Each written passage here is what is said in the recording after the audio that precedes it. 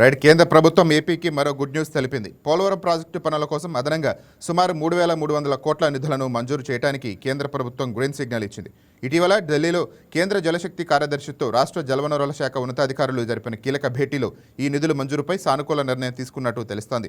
ఇప్పటికే కేంద్రం ఈ ప్రాజెక్టు కోసం సుమారు 2,300 కోట్లను విడుదల చేసింది. తాజాగా విడుదల చేయనున్న నిధులతో ప్రాజెక్టు పనులకు కొత్త ఊపిరిపోయినుంది. ముఖ్యంగా 2026-27 కేంద్ర బడ్జెట్లో పోలవరం కోసం కేటాయించిన 3,320 కోట్లకు ఇది అదనపు బలం కానుంది.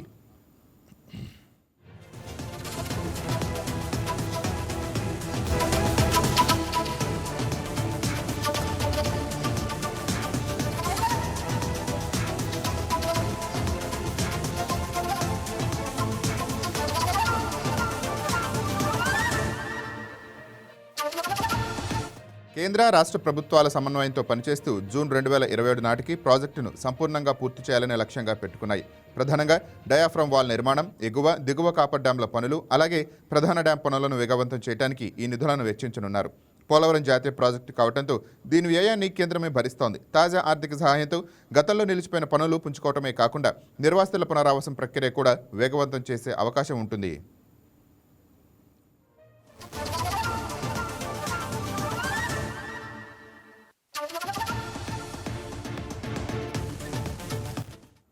మరోవైపు జరిగిన తప్పులను సరిదిద్దుతూ పోలవరాన్ని రాష్ట్రానికి జీవనాడిగా మారుస్తామని ముఖ్యమంత్రి చంద్రబాబు మరోసారి భరోసా ఇచ్చారు. రాబోయే గోదావరి పుష్కరాల కంటే ముందే పోలవరం ప్రాజెక్టు పూర్తి చేస్తామని చంద్రబాబు స్పష్టం చేశారు. దెబ్బతిన్న డయాఫ్రమ్ వాలను బాగు చేసేందుకు ప్రస్తుతం 1000 కోట్లతో పనులు చేపడుతున్నట్టు తెలిపారు.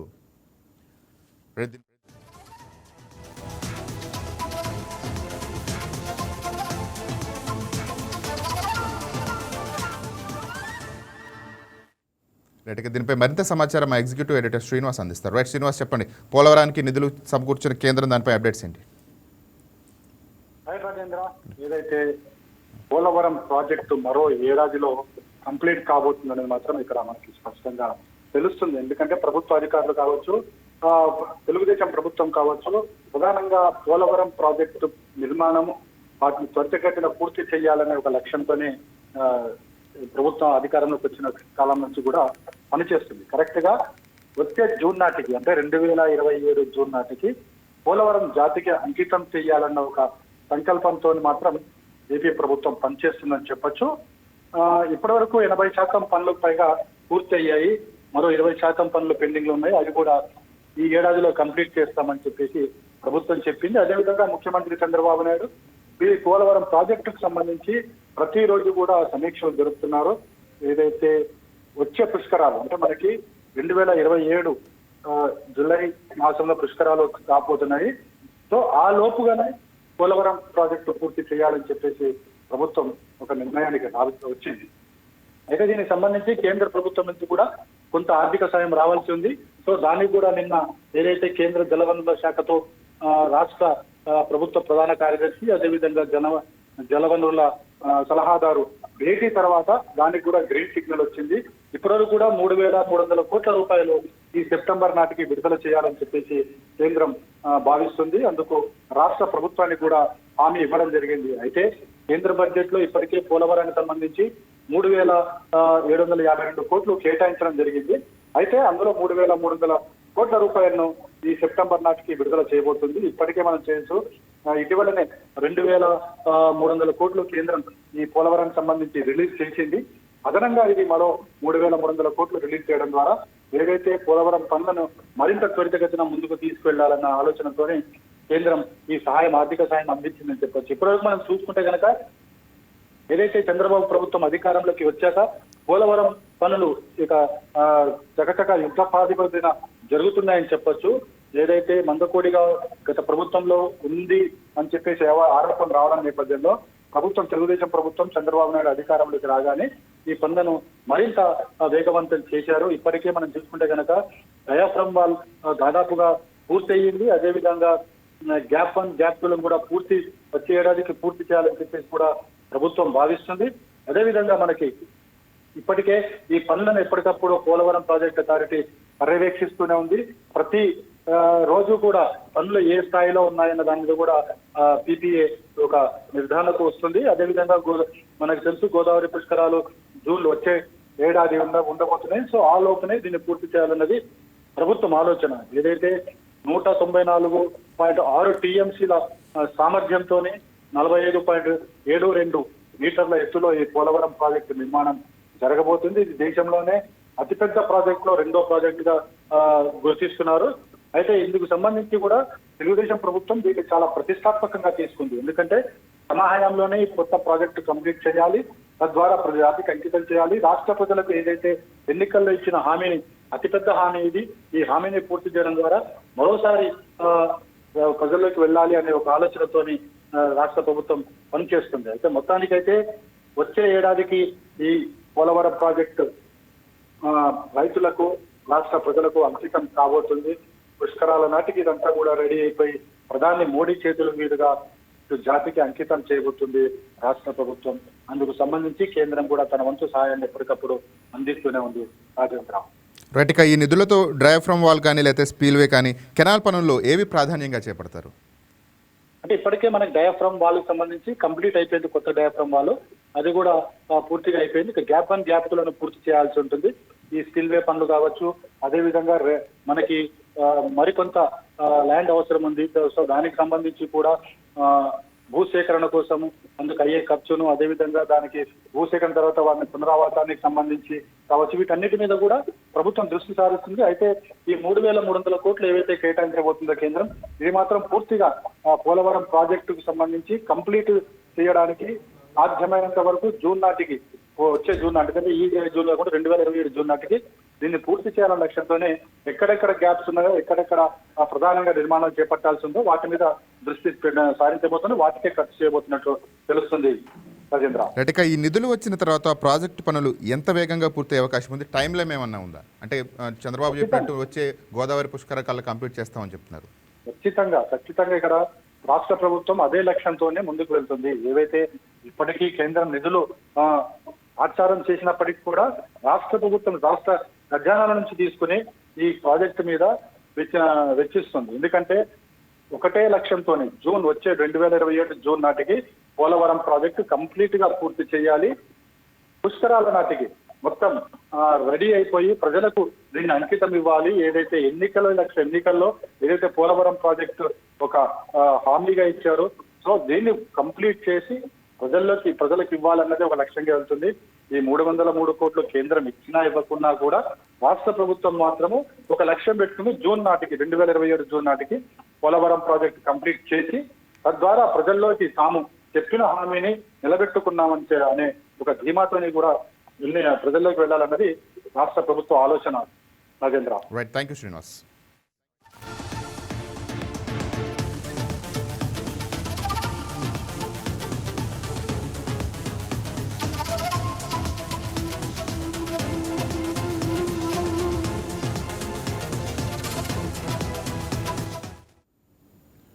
రెడిక జార్ఖండ్కు చెందిన 7 ఏళ్ల బాలుడు ఈశాంక్ సింగ్ సముద్రంలో అద్భుతం చేసి చరిత్ర సృష్టించాడు.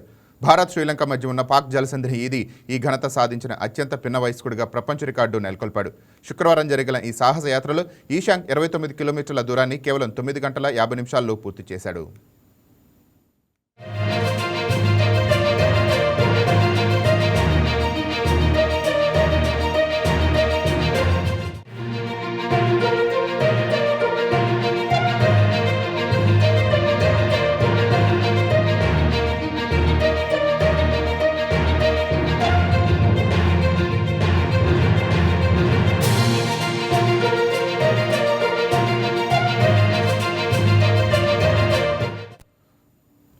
ఇక శ్రీలంకలోని తలైమన్నార్ వద్ద శుక్రవారం ఉదయం 4 గంటలకు తన ఈతను ప్రారంభించిన ఈశాంక్ బలమైన సముద్ర ప్రవాహాలు, అలలను అధిగమించి మధ్యాహ్నం 1 గంట 50 నిమిషాలకు తమిళనాడులోని ధనుష్కోడి సమీపంలోని ఆరిచుల్మైనకి తీరానికి చేరుకున్నాడు. తీరానికి చేరుకున్న ఈశాంక్కు అధికారులు, అభిమానులు ఘన స్వాగతం పలికారు.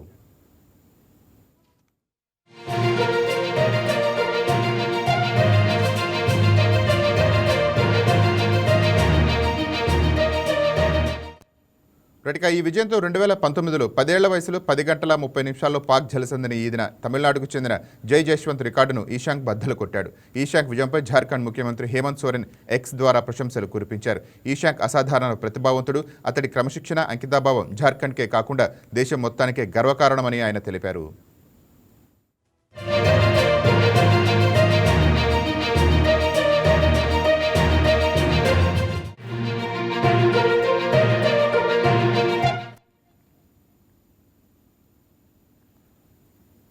ఇక వాణిజ్య గ్యాస్ సిలిండర్ ధర భారీగా పెరగడంపై హోటళ్ల నిర్వాహకులు ఆందోళన వ్యక్తం చేస్తున్నారు. 19 కేజీల సిలిండర్పై సగటున ₹993 పెంచుతున్నట్టు చమురు సంస్థలు తెలిపాయి. ఇవాల్టి నుంచి పెంపు అమల్లోకి వస్తుందని పేర్కొన్నాయి. గృహ అవసరాలకు వినియోగించే సిలిండర్ ధరల్లో మాత్రం ఎలాంటి మార్పు లేదని కేంద్ర ప్రభుత్వం స్పష్టం చేసింది. పశ్చిమాసియాలో సంక్షోభం ఏర్పడిన తర్వాత వాణిజ్య సిలిండర్ ధరను 3 సార్లు పెంచింది.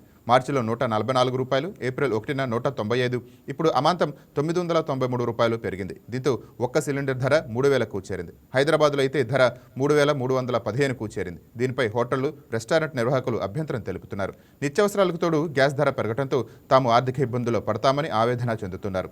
కమర్షియల్ గ్యాస్ సిలిండర్ల ధర పెరుగుదలపై మరింత సమాచారం మా కరెస్పాండెంట్ బిందు అందిస్తారు. నాటికే వ్యాపారులకు మరియు రెస్టారెంట్లు నడిపే వారికి, చిరు వ్యాపారుల మీద చమురు సంస్థ బిగ్ షాక్ ఇచ్చిందని చెప్పుకోవచ్చు. కమర్షియల్ సిలిండర్ ధర భారీగా పెంచింది. మే 1 నుండే ఇంత భారీ ధర పెంచింది. దీనికి సంబంధించి సామాన్యుడి మీద ఖచ్చితంగా భారం పడుతుందని కూడా రెస్టారెంట్ ఓనర్లు అంటూ ఉన్నారు. మనతో పాటు రెస్టారెంట్ ఓనరే ఉన్నారు, ఆయన అడుగుదాం. సార్, కమర్షియల్ సిలిండర్ ధర అమాంతంగా పెంచారు, ఏం మాట్లాడుతున్నారు? నమస్తే అండి. ఒక్కసారి 50% అంటే ₹1000 పెరిగిందండి. ఇప్పుడుదే గ్యాస్ రేటు పెరిగి కొంత బయట నుంచి తీసుకొచ్చినది చాలా ఇబ్బంది పడుతున్నామండి. వ్యాపారాలు రన్ చేయడానికి, లాభం కోసం కాదు, వ్యాపారాలు రన్ చేయడానికే చేస్తున్నాము. ఒక్కసారి ₹1000 కాకుండా దశల వారీగా కనీసం టైం ఇచ్చి 250, 500 అలా పెంచుకుంటే వాళ్ళ బడ్జెట్ కూడా కవర్ అయ్యేది. కానీ ఇక్కడ ఏంటంటే ఈ ఫుడ్ ఇండస్ట్రీ మీద, ఈ బడ్జెట్ హోటల్ మీద చాలా పెద్ద భారం అండి. ఇది గ్యాస్ అనేది చాలా పెద్ద భారం, కనపడండి. ఇప్పుడు రేట్లు పెంచుకోవాలంటే పెంచుకోలేం, ఎక్కడ దాకా పెంచుకుంటే వెళ్ళిపోతాం. పెంచేదని దానికి ఎక్కడొక్కడ ఫుల్ స్టాప్ పెట్టాలి మేము పెంచడం అనేది. కానీ ఇది పెంచేది అన్నదే ప్రభుత్వం వారు కూడా కొంచెం ఆలోచించుకొని ఈ రేట్లు అనేది దశల వారీగా పెంచితే బాగుంటుందని నా ఆలోచన అండి. గతంలో కూడా ఇట్లాంటి క్రైసిస్ వచ్చినాయి, సిలిండర్స్ ధర పెరిగింది అన్నప్పుడు. అప్పుడు కూడా మీరు రెస్టారెంట్స్ తెరిచి ఉంచారు, దానికి ఇప్పుడు మళ్ళీ క్రైసిస్ వచ్చింది, ఏమంటారు? అప్పుడు ఆల్టర్నేటివ్గా కొంత కట్టె పొలంలో పెట్టామండి. తర్వాత ఈ గ్యాస్ డీలర్లే కొంతమంది మాకు ఇచ్చారండి. వాళ్ళు ఇబ్బంది పడి మాకు డీలర్లు ఇచ్చారండి. ఆ రోజు కూడా ఐటెం తగ్గించుకున్నామండి. ఐటెం తగ్గించుకుంటే దాని ఎఫెక్ట్ మాకు వ్యాపారం మీద పడింది. ఐటెం తగ్గించుకోవడం వల్ల మళ్ళీ ఐటమ్స్ అన్నీ, గ్యాస్ కొంచెం అందుబాటులోకి వచ్చిన ఐటమ్స్ అన్నీ మళ్ళీ స్టార్ట్ చేసామండి. అందులో మళ్ళీ ఇవాళ నుంచి ఇది చాలా ఇబ్బందికరమైన విషయమేనండి. మీరు గ్యాస్ పెంచడం వల్ల దీని మీద సామాన్యుడి మీద కూడా భారం పడుతుంది కదా సార్. మీరు ఐటమ్స్ పెంచితే వారికి భోజనం దొరకలేని పరిస్థితి కూడా ఏర్పడింది. ఇబ్బందేనండి. రేట్లు పెంచితే కొనుగోలు శక్తి కస్టమర్కి భారం అవుతుంది, కొనుగోలు శక్తి తగ్గుతుందండి. ఎప్పుడు ఏంటంటే కొన్ని ఐటమ్స్ అంటే ఎకానమీగా ఉండాలి. ఎకానమీగా ఉంటే వ్యాపారం పెరుగుతుంది, బాగుంటుంది. కానీ ఇవాళ మేము రేట్లు పెంచుకుంటే మేమేదో అనుకుంటాం మాకు లాభం పెరగదండి, కస్టమర్ మీద భారం పడుతుందండి. సో ఫైనల్లీ మీరు ఏం చేయబోతున్నారు సార్? ఇంత ₹1000 అంటే నార్మల్ విషయం కాదు. ఒక పెద్ద రెస్టారెంట్ నడిపే మీలాంటి వాళ్ళకి ₹1000 పెంచడంలో అసలు ఏం చేద్దాం అనుకుంటున్నారు? సరే, దశల వారీగా పెంచితే బాగుంటుందండి. అంతే, ఇక దశల వారీగా పెంచితేనే బాగుంటుంది, అది నా ఆలోచన అండి. సో చూసారు కదా, దశల వారీగా పెంచితే బాగుంటుందని కూడా శ్రీ సత్యసాయి హోటల్ ఓనర్ చెప్తున్నారు. ముఖ్యంగా చూసుకుంటే అసలు దాదాపు చూసుకుంటే మనం ₹1000 పెంచారు. అంటే ఇదివరకు 2000 మధ్య చిల్లర ఉండే గ్యాస్ సిలిండర్ ఇప్పుడు దాదాపు 3000 దాకా పెంచారంటే అది ఖచ్చితంగా సామాన్యుడి మీద భారం పడేటట్టయితే ఉంటుంది. ఎందుకంటే రెస్టారెంట్ ఓనర్లు రేటు పెంచినప్పటికీ కూడా దాన్ని కొనుగోలు చేసే సామాన్యులు, టిఫిన్లు కానీ భోజనాలు కానీ ఎవరైతే కొనుగోలు చేస్తారో వారి మీద ఖచ్చితంగా భారం పడింది, వారికే నష్టంగా ఉంటుంది. అయితే డొమెస్టిక్ సిలిండర్ అయితే ఎటువంటి ధర పెంచలేదు, కానీ gas cylinder, commercial gas cylinder మీద అయితే దాదాపు ₹1000 వ్యయం మీదగా అయితే పెరిగిందనే చెప్పుకోవచ్చు. దీనికి సంబంధించి ఇప్పుడు వ్యాపారస్తులు కానీ, రెస్టారెంట్లు నడిపేవారు కానీ, చిరు వ్యాపారస్తులు కానీ ప్రతి ఒక్కరికి కూడా ఇది భారంగా కనిపిస్తూ ఉందనే చెప్పుకోవచ్చు. ఇంకా చూసుకుంటే కమర్షియల్ సిలిండర్ ధర ఎప్పుడు దాకా ఇలా ఉంటుందో అనే దానిపైన కూడా పూర్తి నివేదిక అయితే ఇవ్వలేదు. ఎప్పుడు దాకా ఉండొచ్చో కూడా తెలియదు. అలాంటి పరిస్థితి అయితే నెలకొంది. ఇదివరకు అయితే గ్యాస్ సిలిండర్ పెంచారు, అప్పుడు ప్రత్యామ్నాయ పద్ధతిగా అయితే కట్టెల పొయ్యిల మీద అయితే వంట చేస్తున్నామని చెప్తున్నారు. కానీ ఇప్పుడు ₹1000 పెంచడం మీద అసలు దశల వారీగా పెంచితే మంచిగా ఉంటుంది, ఇట్లా ₹1000 అమాంతంగా పెంచితే కష్టంగా నష్టంగానే ఉంటుందని కూడా చెప్తున్నారు. ఇది ఇక్కడ పరిస్థితి. వీడియో జర్నలిస్ట్ విశ్వనాథ్ తో బిందు, వైకే న్యూస్, విజయవాడ.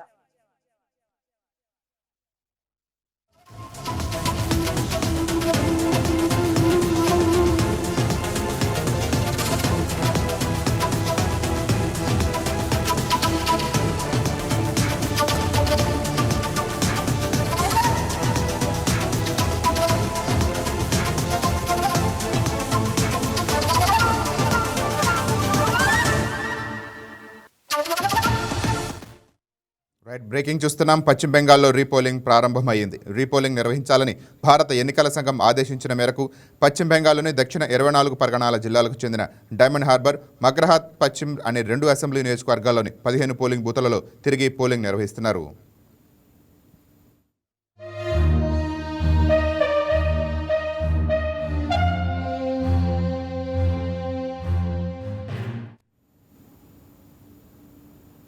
ఏప్రిల్ 29న 2 దశల్లో పోలింగ్ జరిగిన 15 పోలింగ్ బూతులలో ఎలక్ట్రానిక్ ఓటింగ్ మిషన్ల ట్యాంపరింగ్, బూత్ జూమింగ్, రిగ్గింగ్ జరిగాయని ఆరోపిస్తూ భారతీయ జనతా పార్టీ ఎన్నికల సంఘానికి ఫిర్యాదు చేసింది. దీంతో రీపోలింగ్కి ఎన్నికల సంఘం ఆదేశించింది. ఈసీ ఆదేశాలతో 15 పోలింగ్ బూతులలో రీపోలింగ్ శనివారం ప్రారంభమైంది.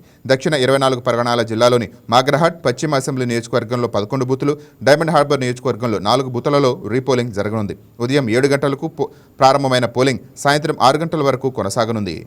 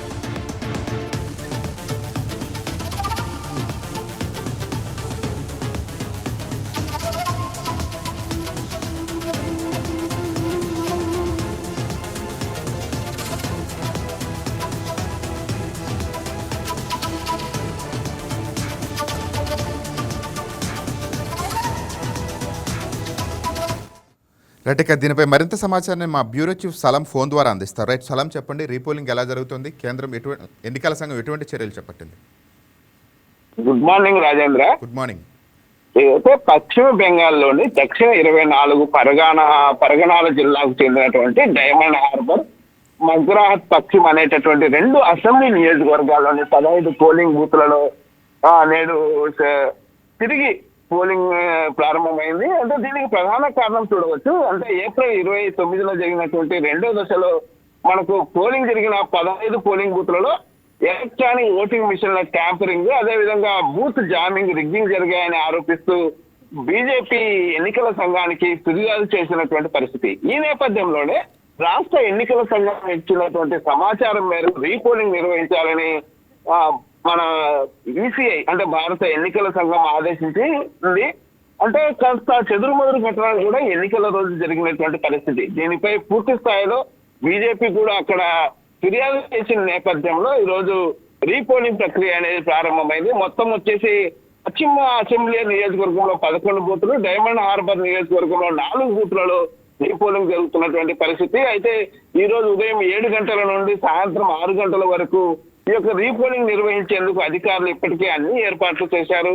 కానీ గతంలో 15 బూతుల్లో చేసినటువంటి ఎన్నికల పోలింగ్ సర్వేను మొత్తం రద్దు చేసి రీపోలింగ్ నిర్వహిస్తుండడంతో పోలీసులు సైతం పెద్ద స్థాయిలో బందోబస్తు చర్యలు చేపట్టారు.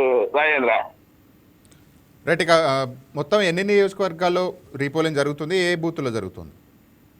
మొత్తం ఇప్పటికీ మనకు అంటే ఇక్కడ ఏదైతే బీజేపీ నేతలు ఇచ్చినటువంటి ఫిర్యాదు మేరకు 15 బూతుల్లో మొత్తము అంటే 11 బూతులు వచ్చేసి పశ్చిమ అసెంబ్లీ నియోజకవర్గంలో, నెక్స్ట్ డైమండ్ హార్బర్ నియోజకవర్గంలో 4 బూత్లలో ఈ ఎన్నికలు జరుగుతున్నటువంటి పరిస్థితి ఉంది. మొత్తం మీద ఈ రీపోలింగ్ కాస్త ఉత్కంఠభరితంగా సాగుతుందని చెప్పవచ్చు. ఎందుకంటే బీజేపీ ప్రతిష్టాత్మకంగా తీసుకుని ఖచ్చితంగా పక్కబందీ సమాచారంతో ఆధారాలతో ఫిర్యాదు చేసిందన్న వాదన కూడా వినిపిస్తున్నటువంటి నేపథ్యంలో కేంద్ర ఎన్నికల సంఘం ఈ నిర్ణయం తీసుకుందని చెప్పుకోవచ్చు.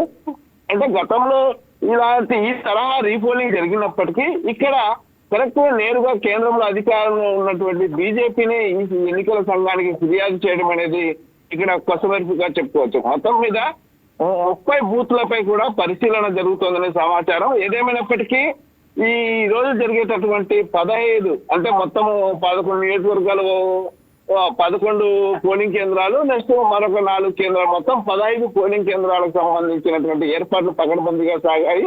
ఎన్నికల అధికారులు కూడా దగ్గరుండి పర్యవేక్షిస్తున్నటువంటి పరిస్థితి. సీసీ కెమెరాలను సైతం ఏర్పాటు చేసి ఎప్పటికెప్పుడు అక్కడ జరుగుతున్నటువంటి పోలింగ్ సరళిని సైతం పరిశీలిస్తున్నటువంటి పరిస్థితి ఉంది.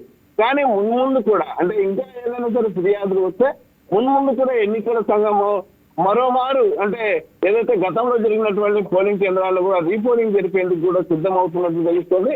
ఏదేమైనప్పటికీ ప్రస్తుతం బీజేపీ ఇచ్చినటువంటి ఫిర్యాదు మేరకు 15 పోలింగ్ కేంద్రాల్లో మాత్రం నేడు రీపోలింగ్ జరుగుతున్నటువంటి పరిస్థితి ఉంది. Rajendra, right, thank you Salam. Thanks.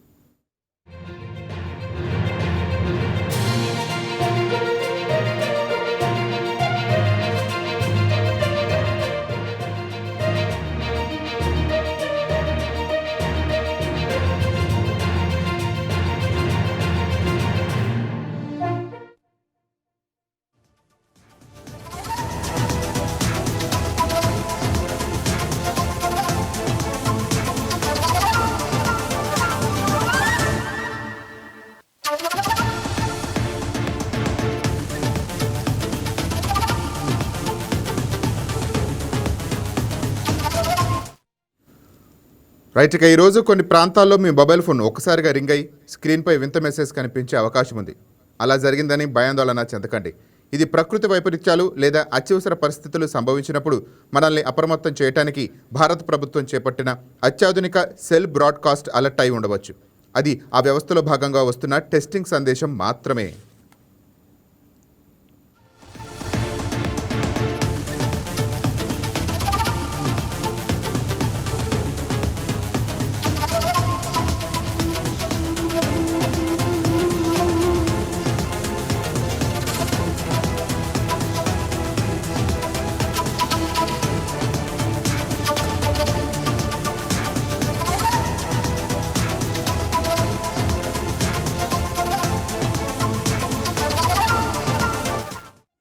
National disaster management authority, centre for development of telematics సహకారంతో దేశవ్యాప్తంగా విపత్తు హెచ్చరిక వ్యవస్థను అభివృద్ధి చేస్తోంది. దీన్నే సాచెట్ అని పిలుస్తారు. ఈ వ్యవస్థ పనితీరును, మొబైల్ నెట్వర్క్ల సామర్థ్యాన్ని పరిరక్షించడానికి ప్రభుత్వం దేశవ్యాప్తంగా పరీక్షలు నిర్వహిస్తోంది. అందుకే మీరు అందుకున్న ఆ ఫ్లాష్ SMS ఒకటే డ్రిల్ మాత్రమే. మీరు ఆ సందేశాన్ని చూసినప్పుడు ఎటువంటి ఆందోళన చెందాల్సిన అవసరం లేదు. దానికి మీరు బదులివ్వాల్సిన లేదా ఎలాంటి చర్యలు తీసుకోవాల్సిన పని కూడా లేదు. ఇది కేవలం టెస్టింగ్ మెసేజ్ మాత్రమే. ఒకవేళ ఈ అలర్ట్ను నియంత్రించాలనుకుంటే మీ ఫోన్ సెట్టింగ్లోని సేఫ్టీ అండ్ ఎమర్జెన్సీ లేదా వైర్లెస్ ఎమర్జెన్సీ అలర్ట్ విభాగంలోకి వెళ్ళి మార్చుకునే అవకాశము ఉంటుంది.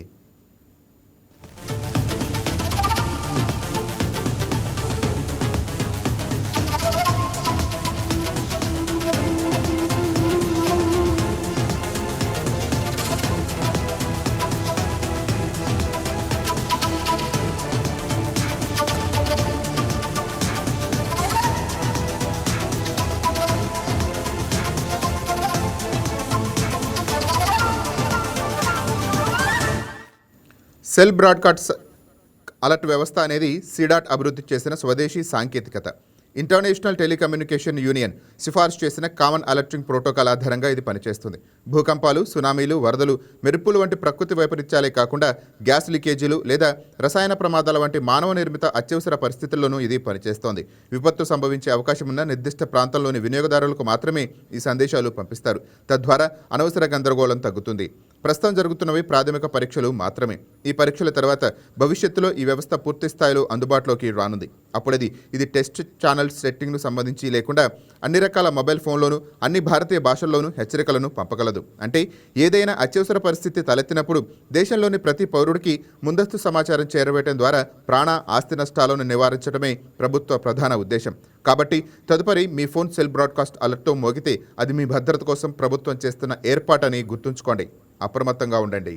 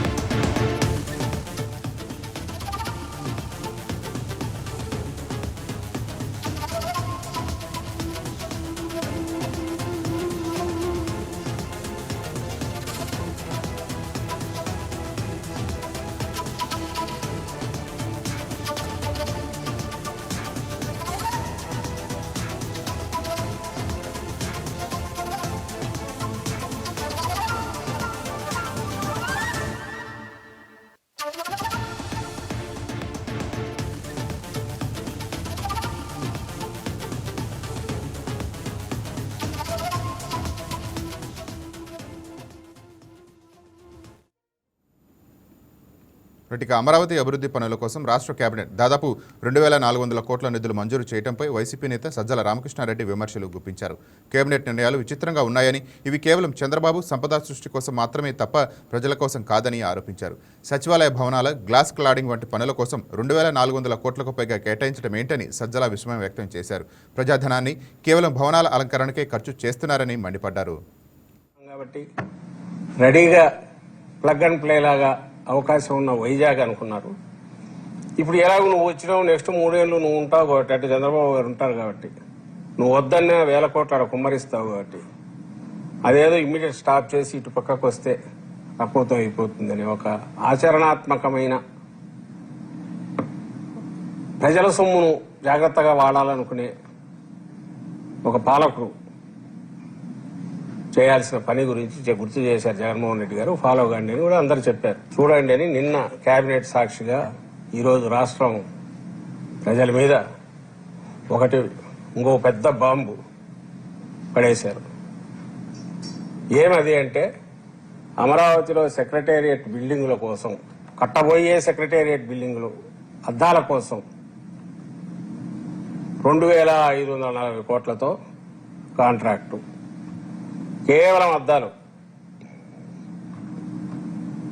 బిల్డింగ్ చూసే నోరెళ్లబెట్టి ఆ బిల్డింగ్ ప్రపోజల్ చూసి ఆ కాంట్రాక్టు, దాని మీద ఏదో ప్లంబింగ్ అని, దానికి తోడు కరెంటు సప్లై అని, డ్రైనేజ్ అని వేసినవన్నీ చూసి ఇది పోర్పులు ఎంత పెరుగుతుందో చెప్పలేమనుకున్నాం. కానీ మీరు 12-14 అయింది. నారాయణ తర్వాత మాట్లాడుతూ వీటన్నిటికీ పర్యవేక్షకుడు, అన్ని రకాలుగా చంద్రబాబు ఆలోచనలన్నిటికీ తనే ఒక రూపం ఇచ్చేవారైన నారాయణ గారు, ఆయన 14 కాదు 16 కూడా కావచ్చు.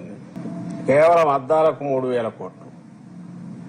ఇంతకుముందుది తీసుకొని ఇది కూడా ఎస్ఎఫ్టీకి డివైడ్ చేస్తే 52 లక్షల ఎస్ఎఫ్టీకి, ఇంకొక ఇది 18,000 రూపాయలు దాటి 18,500, 18,600కు వస్తుంది ఎస్ఎఫ్టీ. అయ్యా ఇదేం దోపిడీ, ఇది ఎక్కడికి పోతారు, అసలు మీరు ఏం చేయాలనుకుంటున్నారు? ఎక్కడ బెస్ట్ 5 స్టార్ ఫెసిలిటీస్ ఎక్కడన్నా కట్టినా కూడా 4,000, 5,000కు మించకపోతే ఈ రేట్ ఏమంటే ఇప్పటికీ ఇది